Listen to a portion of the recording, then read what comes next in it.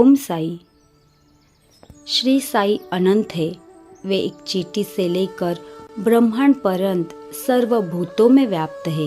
वेद और आत्मविज्ञान में पूर्ण पारंगत होने के कारण वे सद्गुरु कहलाने के सर्वथा योग्य है। चाहे कोई कितना ही विद्वान क्यों न हो, परंतु यदि वह अपने शिष्य की जागृति कर उसे आत्मस्वरूप का दर्शन न करा सके तो उसे सद्गुरु के नाम से कदापि संबोधित नहीं किया जा सकता। साधारणतः पिता केवल एक नश्वर शरीर का ही जन्मदाता है, परंतु सद्गुरु जो जन्म और मृत्यु दोनों से ही मुक्ति करा देने वाले हैं, अतः वे अन्य लोगों से अधिक दयावान हैं।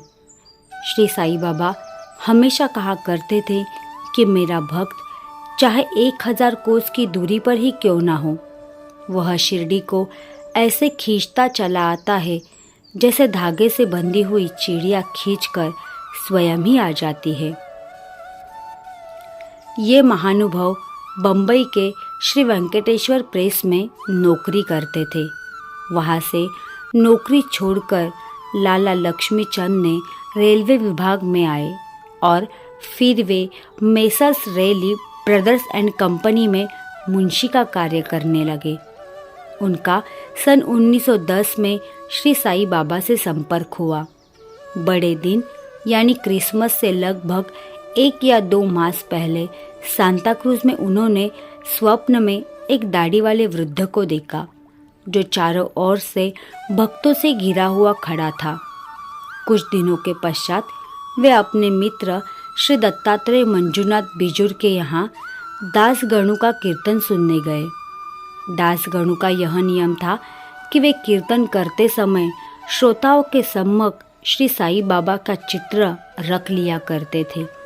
लक्ष्मीचंद को वह चित्र देखकर महान आश्चर्य हुआ, क्योंकि स्वप्न में उन्हें जिस वृद्ध के दर्शन हुए थे उनकी आकृति भी ठीक उसी चित्र के अनुरूप ही थी। इससे वे इस निष्कर्ष पर पहुँचे कि स्वप्न में दर्शन देने वाले स्वयं शिरडी के श्री साईनाथ समर्थ के अतिरिक्त और कोई नहीं है। चित्र दर्शन, दासगणु का मधुर कीर्तन और उनके संत तुकाराम पर प्रवचन आदि का कुछ ऐसा प्रभाव उन पर पड़ा कि उन्होंने शिरडी यात्रा का दृढ़ संकल्प कर लिया। भक्तों को चिरकाल से ही ऐसा अनुभव होता आया है कि जो सद्गुरु या अन्य किसी आध्यात्मिक ज्ञान की खोज में निकलता है, उसकी ईश्वर सदैव ही कुछ इस न कुछ सहायता करते हैं। उसी रात्रि को लगभग 8 बजे उनके एक मित्र शंकर राव ने उनका द्वार खटखटाया और पूछा कि क्या आप हमारे साथ शिरडी चलने को तैयार है। लक्ष्मीचंद के हर्ष का पारावार न रहा और उन्होंने तुरंत ही शिरडी चलने का निश्चय कर लिया। एक मारवाड़ी से 15 रुपये उधार लेकर तथा अन्य आवश्यक प्रबंध कर उन्होंने शिरडी को प्रस्थान कर दिया। रेलगाड़ी में उन्होंने अपने मित्र के साथ ही कुछ देर भजन भी किया। उसी डिब्बे में 4 यवन यात्री भी बैठे थे जो शिरडी के समीप ही अपने अपने घरों को लौट रहे थे। लक्ष्मीचंद ने उन लोगों से श्री साईं बाबा के संबंध में कुछ पूछताछ की। तब लोगों ने उन्हें बताया कि श्री साईं बाबा शिरडी में अनेक वर्षों से निवास कर रहे हैं और वे एक पहुँचे हुए संत हैं। जब वे कोपरगांव पहुँचे तो बाबा को भेंट देने के लिए कुछ अमृत खरीदने का उन्होंने विचार किया। वे वहाँ के प्राकृतिक सौंदर्यमय दृश्य देखने में कुछ ऐसे तल्लीन हुए कि उन्हें अमृत लेने की सुध ही न रहे।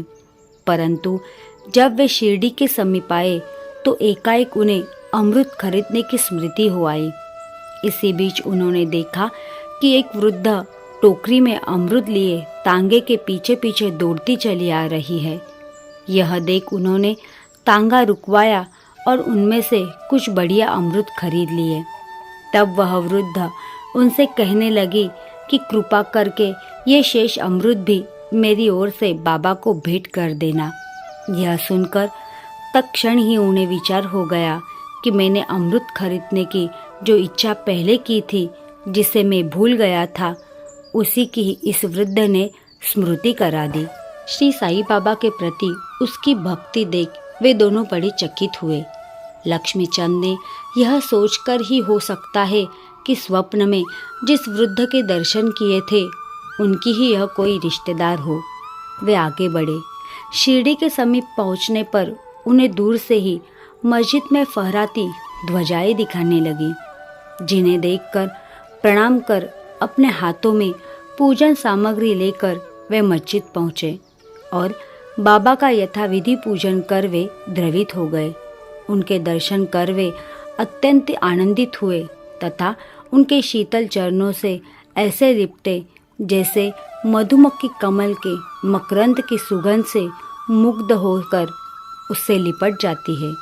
तब बाबा ने उनसे जो कुछ कहा उसका वर्णन हेमाड़ पंत ने अपने मूल ग्रंथ में इस प्रकार किया है।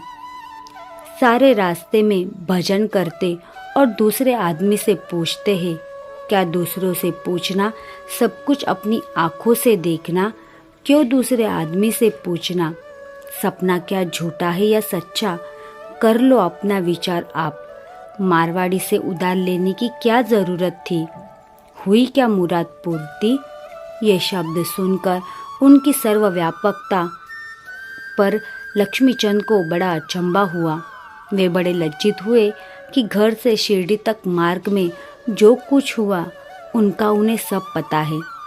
इसमें विशेष ध्यान देने की योग्य बात केवल यह है कि बाबा यह नहीं चाहते थे कि उनके दर्शन के लिए कर्ज लिया जाए या तीर्थ यात्रा में छुट्टी मनाए। दोपहर के समय जब लक्ष्मीचंद भोजन को बैठे तो उन्हें एक भक्त ने सांझे का प्रसाद लाकर दिया, जिसे पाकर वे बड़े प्रसन्न हुए। दूसरे दिन भी वे सांझा की आशा लगाए बैठे रहे, परंतु किसी भक्त ने वह प्रसाद न किया, जिसके लिए वे अति उत्सुक थे। तीसरे दिन दोपहर की आरती पर बापू साहेब जोग ने बाबा से पूछा कि नैवेद्य के लिए क्या बनाया जाए। तब बाबा ने उनसे सांझा लाने को कहा। भक्तगण 2 बड़े बर्तनों में सांझा भरकर ले आए। लक्ष्मीचंद को भूख भी अधिक लगी थी, साथ ही उनकी पीठ में दर्द भी था। बाबा ने लक्ष्मीचंद से कहा, हेमाड़ पंत ने मूल ग्रंथ में इस प्रकार वर्णन किया है, तुमको भूख लगी है, अच्छा हुआ, कमर में दर्द भी है, लो अब सांझे की ही करो दवा। उन्हें पुनः अचंभा हुआ कि मेरे मन के समस्त विचारों को उन्होंने जान लिया। वस्तुतः वे सर्वज्ञ थे। इसी यात्रा में एक बार उनको चावड़ी का जुलूस देखने का भी सौभाग्य प्राप्त हो गया। उस दिन बाबा कफ से अधिक पीड़ित थे। उन्हें विचार आया कि इस कफ का कारण शायद किसी की नज़र लगी हो।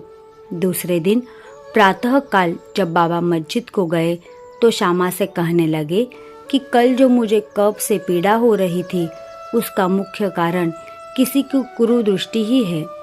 मुझे तो ऐसा प्रतीत होता है कि किसी की नज़र लग गई है, इसलिए यह पीड़ा मुझे हो गई है। लक्ष्मीचंद के मन में जो विचार उठ रहे थे वही बाबा ने भी कह दिए। बाबा की सर्वज्ञता के अनेक प्रमाण तथा भक्तों के प्रति उनका स्नेह देखकर लक्ष्मीचंद बाबा के चरणों पर गिर पड़े और कहने लगे कि आपके प्रिय दर्शन से मेरे चित्त को बड़ी प्रसन्नता हुई है। मेरा मन मधुप अब आपके चरण कमल और भजनों में ही लगा रहे। आपके अतिरिक्त भी अन्य कोई ईश्वर है, इसका मुझे ज्ञान नहीं। मुझ पर आप सदा दया और स्नेह करें और अपने चरणों के दीन दास की रक्षा कर उसका कल्याण करें।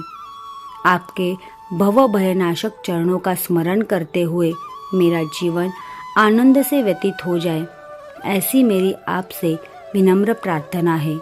बाबा से आशीर्वाद तथा उदी लेकर वे मित्र के साथ प्रसन्न और संतुष्ट होकर मार्ग में उनकी कीर्ति का गुणगान करते हुए घर वापस लौट आए और सदैव उनके अनन्य भक्त बने रहे। शिरडी जाने वालों के हाथ वे उनको हार, कपूर और दक्षिणा भेजा करते थे।